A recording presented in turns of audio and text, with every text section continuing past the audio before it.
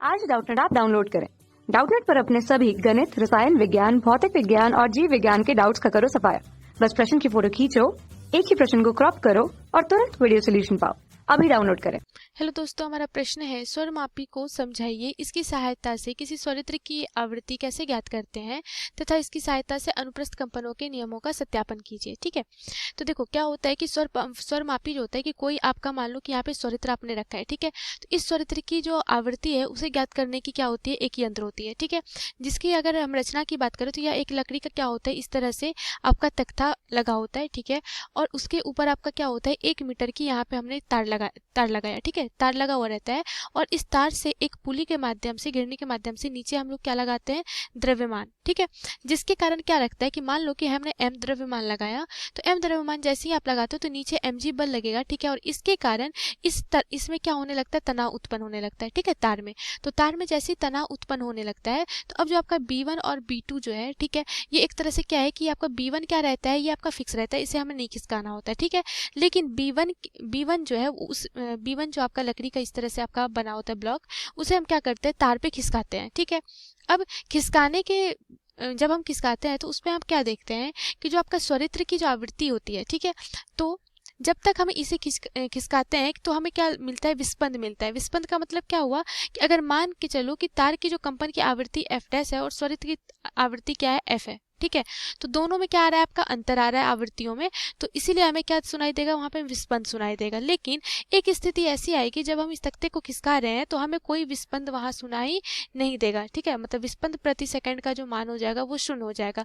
इसका मतलब क्या हो गया अब कि f बराबर क्या हो गया, आपका f डैश, अर्थात स्वरित्र की जो आवृत्ति है वो किसके बराबर हो गई, तार के आवृत्ति के बराबर हो गई। ठीक है, ये आपका एक स्थिति मिल गया।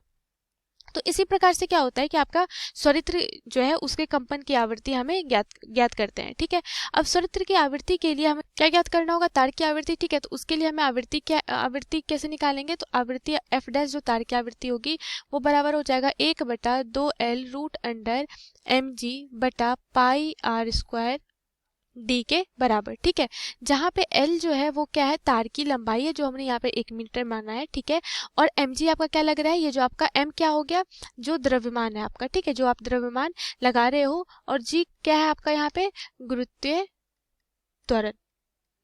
ठीक है, और पाई आर स्क्वायर डी, देखो आपका तार जो होगा, तार का क्या होगा, कुछ अनुप्रस्थ काट का क्षेत्रफल होगा। ठीक है, अनुप्रस्थ काट का क्षेत्रफल कैसे निकालोगे, पाई आर स्क्वायर, और डी यहाँ पे क्या है, तार का घनत्व है। ठीक है, तो ये आपका क्या निकल जाएगा, mg बटा पाई आर स्क्वायर डी से ये आप क्या निकाल लोगे, तार की कंपन की आवृत्ति निकाल लोगे। ठीक है, तो इस प्रकार से आपको क्या होता है, स्वरित्र की आवृत्ति भी पता चलती है।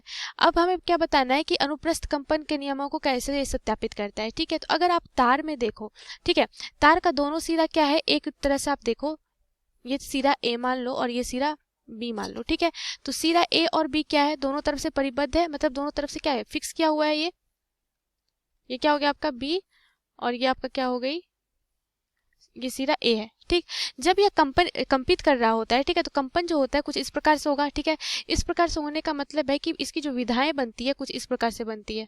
ठीक है, कि जिसके कारण क्या होता है कि आपका अप्रगामी तरंग बनता है और दोनों परिबद्ध सीमा पे आपका क्या बनता है, निष्पन्न बनता है। दूसरी विधा अगर आप देखो तो दूसरी विधा किस प्रकार से बनेगी कि अब जो ये कंपन की आवृत्ति होगी कुछ इस प्रकार से अब विधा बनेगी। ठीक है, द्वितीय सनादि में जब ये कंपित कर रही होगी। ठीक, तो इस प्रकार से आपका क्या बनता है, यहाँ पे अब निष्पन्द कितनी प्राप्त हो गई, 3 निष्पन्द प्राप्त हो गई। ठीक, तो अनुप्रस्थ तरंग क्या होती है, अनुप्रस्थ कंपन होता है कि जब तरंग संचरण की दिशा के लंबवत क्या हो जाए, कणों का कंपन हो जाए। ठीक है, तो यहाँ पर आप देख सकते हो जो कण जो है वो कंपित कर रहे हैं और तरंग संचरण की दिशा क्या है, इधर मान लो। ठीक है, ये इधर चल रही है। ठीक है, तो यहाँ पर देख सकते हो ये कणों का जो कंपन हो रहा है ये क्या हो रहा है, तरंग संचरण दिशा के लंबवत हो रहा है, जो क्या करते हैं, अनुप्रस्थ कंपन के नियमों का सत्यापन कर रही है। ठीक है, धन्यवाद। कक्षा 6 से 12वीं से लेकर नीट, IIT, JEE वो एडवांस के लेवल तक 1 करोड़ से ज्यादा छात्रों का भरोसा।